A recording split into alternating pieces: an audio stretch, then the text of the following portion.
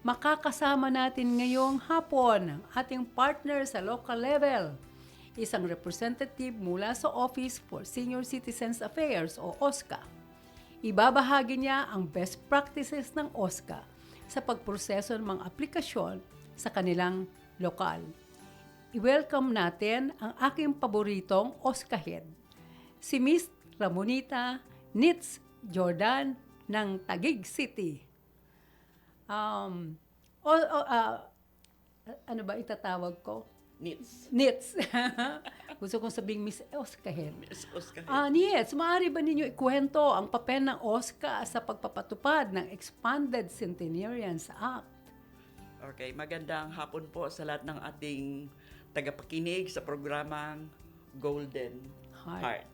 Okay, sa ginagamit natin ang ating database, hinahanap na kaagad namin ng 80, 85, 90, 95, 100.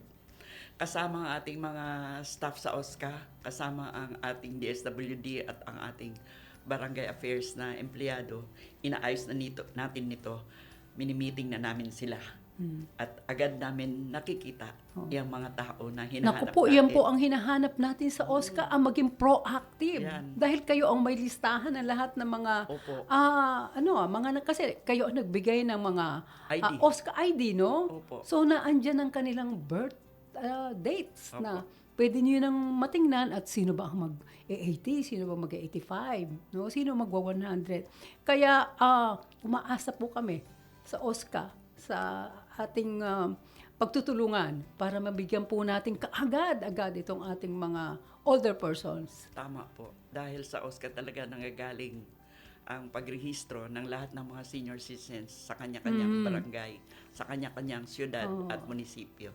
Yeah, Nitz, ano ba ng karaniwang nagiging problema o hamon ng ating mga older persons sa pag-aasikaso ng kanilang application para sa ECA? Usually po, ang nakikita ng problema dyan ay hindi nagkakaroon ng discrepancy ang name at saka birth date. Yan. Tapos pangalawa, wala silang ibang valid ID. Ayan. Tapos yung iba, hindi natin naparehistro sa PSA. Yan ang karaniwang mga problema natin. At alam ko, Nitz, tumutulong pa kayo para magkaroon sila ng, kung halimbawa man, wala silang birth certificates, no? At kung kikita na at itong mga birth certificates naman ay mapapa-delayed registration, ano? Opo, pwede. So, yun ang maitutulong ng ECA sa ating mga older persons. So dito po sa Taguig, napakahalaga ng pagkuha nila ng senior citizens ID. May pinifill upan silang registration forms, application form, ilalagay nila yung mga needed requirements, ipapa-CI namin kung talagang nakatira talaga siya doon. So kailangan natin ang barangay certification.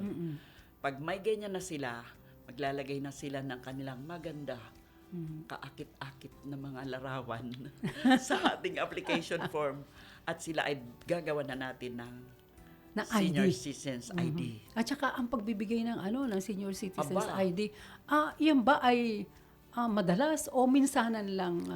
Ang Nitz? sa amin ay madalas. At saka ang pagbibigay ng senior citizens ID ay house to house. Oh, Hindi wow. na sila pumupunta sa City Hall. Kaya talagang bilib na bilib ako dito sa OSCA ng Taguig eh. O At hinahatid saka, talaga sa bahay. Nitz, ano ba yung mga best practices sa Taguig para sa ating mga older persons na dapat marinig ng iba ding OSCA?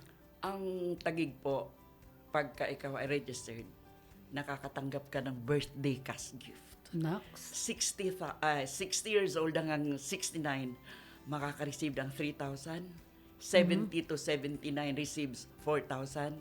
5,000 for 80 to 89. At saka 80 to 89. 90 to 99 Parang may receives counterpart dun 10,000. sa bigay namin, Nitz? Opo. Ang sarap pala maging taga-Taguig. Opo. Pero, Chair, Oh, yeah. pag umabot ka naman ng 100,000, eto si Mayor Lani, hindi talaga nagsasawa. Binibigyan every birthday, basta buhay, ang centenarian, every birthday, 100,000. Oo. Nitz, ang gusto kong malaman, yung inyong senior citizen center na napakaganda at lagi kong binamagyet kahit saan ako magpunta. Dahil kasi dapat na every town or city ay dapat mayroong senior citizen center. Matagal na yung batas na yan. Tama po. Pero kayo meron at napakaganda pa. Paano niyo ba ito pinatatakbo? Ang Center for the Elderly ay this was built mga 7 years ago. So ayan, makikita natin dyan, mayroong sa ground floor, mayroon dyan, Makikita natin, ang sasaya ng mga pool. senior, ng mga older Opo. person sa Taguig, Oo, second floor, kita mo, nagzuzumba, Okay. sumasayaw. At saka, nagsiserve tayo dyan sa waiting lunch ng kape Parang kasama. first class, no? Kape kasama ang biscuit, mayroon chocolate, at mainit na sabaw. Sos. Diyos ko. Nakakaingit naman yan. Ang third floor natin ay nilaan natin sa dialysis center. At ang fourth floor, ginagamit natin. Ilan pala pag yan, it's? 5. Oh my God. Ayan, nakikita nyo, naglalaro ng mga card games. Kaya Oh, si may Nitz chess. lagi nakangiti. Lagi siyang masaya. Kasi masaya ang kanyang, masaya. masaya siya sa kanyang ginagawa. Opo, at nakakapagpaligaya siya ng mga Tama, senior Chair. citizens sa Taguig City. Okay. Napakahalaga ng senior citizen ID. Paano ang prosesong ginagawa na inyong OSCA upang matiyak na tama at beripikado ang profile ng senior citizen bago kayo mag-issue ng ID? So, chine-check talaga natin yan pagkatapos ng ating ma-verify natin. Kailangan nila ng notary, OSCA na ang nagpapagawa. Kailangan nila ng iba pang mga papeles na kailangan i-submit, kasama na ang OSCA, ang DSWD, ang BAO na gumagawa para mapabilis ang pag-issue natin ng kanilang mga cash grant. Okay. May sinabi kayo noon na tinitingnan nyo yung yung mga listahan. May listahan Na tayo. listahan ng mga Oo. mga may ID, no? Opo. Doon natin binabase ang ating mga Mga hulong bago makapag-issue ng card ang OSCA. okay, pagka kumpleto ang requirements, kaagad-agad naman nabibigay. Kaagad-agad naman nagagawa. Tapos na ipapa-endorse na kaagad Pa-endorse na. sa mayor, Opo, pirmahan ni Tapos mayor. dadali na kaagad sa atin sa National komisyon. Commission. At Oo. kayo din, inaayos din ninyo, mabilis din ang inyong So ngayon sa At saka Taguig, needs, kailangan may application forms. may application. Opo, Oo, tama yun ang yun. magiging base natin sa pag-aksyon.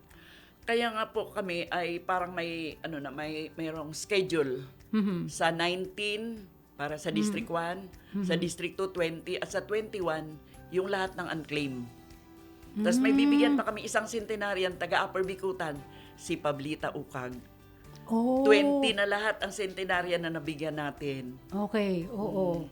Na kailangan pang tingnan natin lahat, ang masuyod natin lahat Opo. ang ating mga centenarians dahil ang lagi ko sinasabi ay time is of the essence. We cannot Yes. lose time Life is short. para sa ating mga older persons. Kaya kailangan mabilis ang pagbibigay, Tama mabilis ang pagpuproseso. At iyan ay sa pagtutulungan ng OSCA at ng National Commission of Senior Citizens. Ano naman ang ano ang magiging mensahe nyo o paalala sa ating mga older persons at sa kanilang pamilya kung nais nila mag-apply sa ating tinatawag na Expanded Centenarians Act? Dapat sa mga anak o pamilya ng ating mga senior citizens, matagal-tagal pa. Tayo mag-80, 85, 90, 95, 100. Ngayon pa Mag-apply na. lang. Mag-apply na. Oo, yan. Magparehistro sa magkaroon na sila ng RRN. Okay, register number na nila para lahat ng mga kailangan ng mga documents na ipasa, naka-ready na sila. Oo. Nits, Diba? nadidinig din tayo ng inyong mga kapwa OSCA, no? Opo. Kasi sinasabi ko na din yan na bago pa lang mag-birthday, months before, i-process na. Opo. Kaya nagpapasalamat po talaga, Attorney, kay Mayor Lani Cayetano. Napaka-passionate niya Supportive. sa pagtulong sa ating mga senior Oo, nakikita citizens. natin yan. Dahil sa center pa lang, kitang-kita Opo. na. At lalo na sa ating mga older persons. Attorney, mayroon kaming, ang tawag sa amin ay abilidad, hindi edad. Yan, tama. Employment. Maganda. Oo, maganda yan. O, employment Nakakapagbigay pa ng trabaho the sa mga other- pwede pa, no? Opo.